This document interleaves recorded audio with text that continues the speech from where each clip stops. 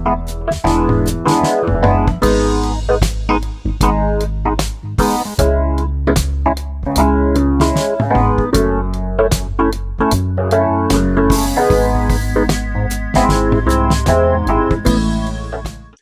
I'd like to welcome everyone once again to the Buffalo History Channel as we are now in our summer 2023 season. First of all, I got to first off say to Buffalo, I had a chance to visit you a couple of times. And I have to say, first of all, I'd like to thank everybody for supporting our spring 2023 season, where we had a double feature of Legends of Buffalo Radio as well as the Soul of Buffalo TV. The response to that was absolutely amazing. Also, I had a chance to come back to Buffalo the first time in June, in early June. We had a very special Juneteenth presentation film screening at the Birchfield Penny Art Center, where we showed footage of Juneteenth 1977, the second annual Juneteenth Festival, along with footage from Arthur Eve's 1977 mayoral campaign and some special footage of the Center for Positive Thought with an interview with Carrie-Alma Welsh. I'd like to thank everyone who came out to support that event. And also, I got to give a shout out to the Juneteenth Festival. Had a chance to finally attend the Juneteenth representing the Buffalo History Channel, and it was wonderful to be back in Buffalo for the Buffalo Juneteenth Festival. Enjoyed myself immensely. I know I missed it last year, but I was determined to make this year, and it was a Buffalo, you didn't disappoint. But as we now get ready for our summer season, I have a very, very special guest, and who I met in a very, very special way. I had a conversation with Clarence Smith, who was the founder of Sonship Communications, because we're working on featuring more from the Sonship years. And in the midst of our conversation, he said, "Doug, I have a special Buffalo surprise for you." And he introduced this lovely young lady to me, and she tells me that her father was part of the Brown Bomber taxi cab company. And I was like, whoa, wait a minute, because I had a picture of the Brown Bomber taxi cab company. I got that from Kevin Cottrell when we were talking about some of the Michigan Avenue history, and that was in some of his archives. And I said, I have to have you on the Buffalo History Channel to talk about that amazing piece of history. So it is my pleasure and honor to welcome Mama Karen Rose to the Buffalo History Channel. Mama Karen, welcome. Hi, how are you? Thank you for all of that. Yes, and yeah, my dad was the one who started the Brown Bomber Cab Company. Wow. That was after Joe Louis, heavyweight champion of the world, was tagged with that, what do you call it? That moniker or nickname. Okay, Brown Bomber. And he honored Joe Louis by naming the cab company the Brown Bomber. And incidentally, I have to say, my grandfather, God rest his soul, he was a huge fan of the Brown Bomber, Joe Louis. I can remember as a little kid going over to him and grandma's house. He used to always had these home movies, and he had a whole bunch of home movie films of Joe Louis fights. So he used to always play those movies when I used to come over to the house. Wow, there was a real connection between Joe Louis and Buffalo, New York. I believe his manager at one time was Marshall a Buffalo. Miles. Right. Marshall Miles. Yep. Right. You know, my dad was doing the jitney because he worked with the railroad. He started out as a porter, but they found out how young he was. Again, that age thing, dad being ambitious and not having those birth years behind him. He started out as a Pullman porter, and they found out his age, and the union offered him a job as waiter, right? So with the being a wait staff person, he got to know more even about what they might need if they stopped in Buffalo. And with that came the jitney and eventually the Brown Bomber Cab Company. And what was his name? Oh, my dad's name. Oh my Yes, gosh. Lamar Keaton. Lamar Keaton. Okay. Mhm. Jim Daniels is in front of the car. And the tan colored, the light colored coat, that's my dad. That's Lamar Keaton. Okay. And the man between my dad and my godfather, I don't remember his name, Uh-huh. uh, but the trench coat, that's my godfather, and that's Elijah Gibson. And as you can see, those three gentlemen have a white tag or light colored tag in their caps. Yes. Okay, that that's their ownership um, or position in the company. Okay. Yeah, that says, they are the um, founders, owners. Okay. Yeah. Perfect. My dad saw it as an opportunity as the jitney business was growing, or there were more people coming in because, as you know, Buffalo was really hot. It was Yes. a good word, but um, it was very popular, and it was just growing. It was just growing. Everybody was in Buffalo, all kinds of people, building houses, building churches, um, building businesses. There was Dan Montgomery uh, Yes. Yes. and his spot on Exchange where people could stay because even though Buffalo was in the north, there was still the black folks go here and white folks go there. Mhm. Um, so um, for um, for someone like a Count Basie or Louis Armstrong, and those people did come to Buffalo Mhm. perform. There was Uh, Little Harlem. there was right, and Little Harlem came later. There were like 4 or 5 clubs on that Michigan from Exchange up to what was that William Broadway. There were many or several. Uh, oh gosh, what did they call them?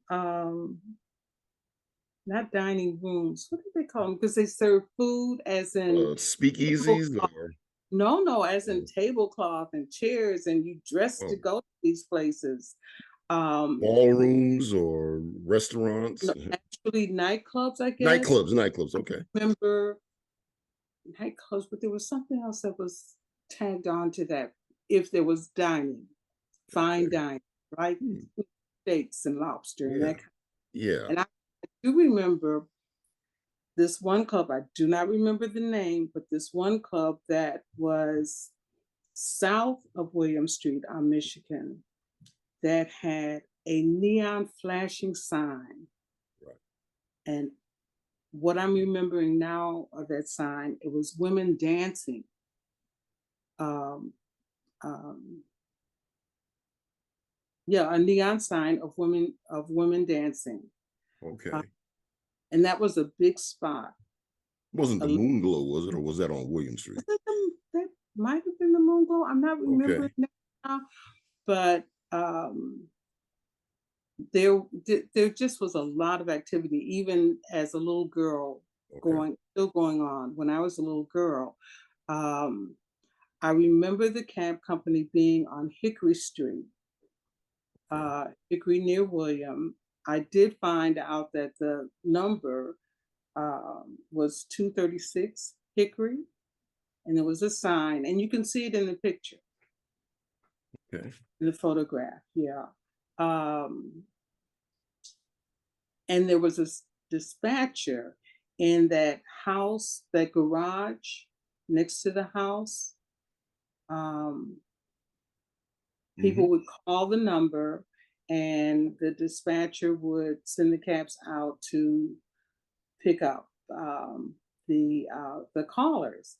Yeah. And at that time, the cabbies wore those caps, and they also got out of the car and opened the door for you and Wow. closed the door for you. I remember that. I remember actually riding in a cab and having that done, as well as watching. I guess visiting the the cab company on my way to church or I was gonna ask you. I was gonna be my next question. As a little girl, did your dad ever used to bring you down to the cab company? You used to watch what was it like to oh, watch what was going on? not only would he bring me there, we as children back in the day, we could walk the streets, and Buffalo was a walking town. We could walk, children could walk. Quick little story, side story. Yes. I was 5. I had walked with the group from home to church, New Hope Baptist Church. And after Sunday school, I decided at 5, I didn't want to stay for service. Mother was at home. I decided to walk from back home from New Hope Baptist Church on Union near William, walk down William Street to the Willard Park apartments. That's where we live. Also built by Black people. Yes. Throw that in. Also built by Black people. Black people built Willard Park courts, and it took Absolutely. years to knock that down, and years and years. And another side story quickly, those apartments, they were low rent apartments, not low rent as in um, your salary didn't determine whether or not you got into the apartment. It was, am I saying this right? It was a place for you to live inexpensively while you saved money for a home or whatever, Hmm. right? Yep. Okay. So back then, I'm doing that now. okay, okay, what I'm talking about. But I decided I was going to walk home from church. I'm 5. I'm 5 in 2023. Can 5-year-olds even go outside their door? I I'm just, gosh, it is so hard. Well, it's not good. I'll put it that way. But we could walk the streets back in the day, and we walked everywhere. People walked, children walked, and I did decide that I was going to walk home. And in walking home or walking to any place, I could stop at the cab company because they knew me, right? Hmm. And I could sit and watch what was going on. So, yeah, to answer your question in a very long, long, long, detailed mini story way, yeah, I did. I did sometimes just sit and watch the business as it ran. Were True. there any struggles that your father faced in running that cab company around that time? Like I business? I would not I would not know. I don't know of any struggles. I know that it grew to the point where the Broadway cab company off was reduced out of the Brown Bomber cab company. It grew to that point where the one location on Ferry was not enough, so they put a stand on Broadway, and it was later named Broadway Cab. How many locations were there? Was it just one on Hickory Street? The as Brown Bomber, it Yeah. was the one. Okay. As far as I know, it was just the one. When it when when it was expanded to Broadway, I believe the name became the Broadway Cab Company. Okay. So that's what it would become, the Broadway cab Hmm. company. Okay. Right. And so Brown Bomber and Broadway were still operating under the same licensing, but with the two names. My understanding. So they got a lot of support from the community around that time. Oh, for sure. There was no, oh, did I not say that? It was the first Black cab company in Buffalo. Okay.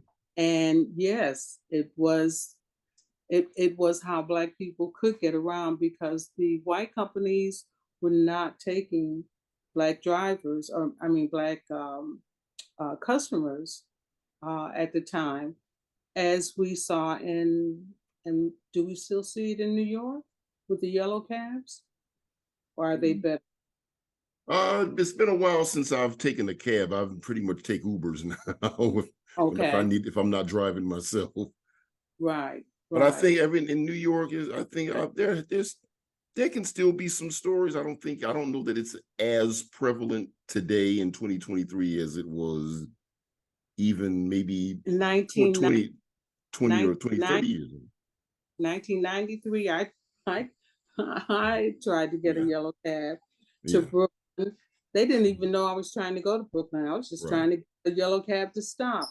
Hmm. And they wouldn't. And finally, where I was I do not know where I was. I was in Manhattan. Finally, some brothers walked up to me and said, "They're not going to stop for you. We can get you a ride where you're going." And they didn't. 1990, I said 93, 94. Yeah, I do know it. In the 90s, that was prevalent, still going on in the 90s. I can remember my college being passed over for a few cabs during my college years. So Mhm, it definitely mhm. was still going on around that time. Yeah, and I'm so proud of what my dad did, Mhm. and so the family. And yeah, and so's our family. Okay. Well, we are certainly proud to have you tell the story on this platform. We've had that picture here for quite some time, and it's wonderful to finally get a story behind it. Thank you for taking time to hear the story. Absolutely. And it's been an honor to have you on the Buffalo History Channel. Thank you. Okay.